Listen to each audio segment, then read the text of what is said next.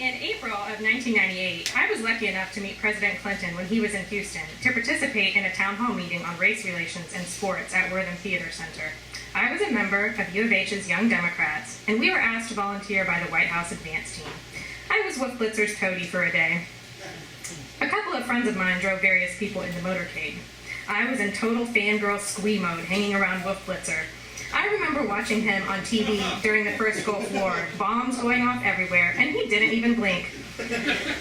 I listened carefully for the clang-clang sound that would prove his balls were indeed made of brass. But I never heard it. It was pretty loud in the press room anyway, so that must be why I didn't hear it. We were promised the privilege of meeting the president, shaking hands, and getting a photo of said meeting to reward our hard work. He was running out of time, so they had us line up in the outside hallway of the Hilton, from the hotel to the garage where his limo was waiting. He would take a few minutes on his way to the Wortham. I was eighth in line, and he was making his way down, shaking hands, thanking us for our time. I felt I had to do something special, something different to get more than a thank you out of him. I had a pin that said, "Will Rogers never met Pat Buchanan" on my hip. In case you haven't heard of it before, Will Rogers had a quote that included, "I never met a man I didn't like," that he wanted as his epitaph. I moved the pin to my shirt thinking, that could be a conversation starter. As Clinton made his way to me, I was absolutely vibrating with excitement. As he stood in front of me, he pointed to my chest and said, "I like that."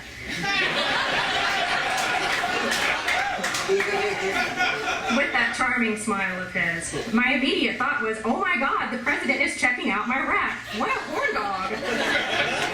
You can see why I would think that, right?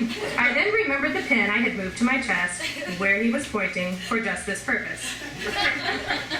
I laughed and thanked him. He asked where I got it. I told him at the Texas Democrat Convention and offered it to him. He declined, thanked me for my help, and moved on down the line. I never did get my picture. Whatever turd from our group in charge of getting them to us never distributed them.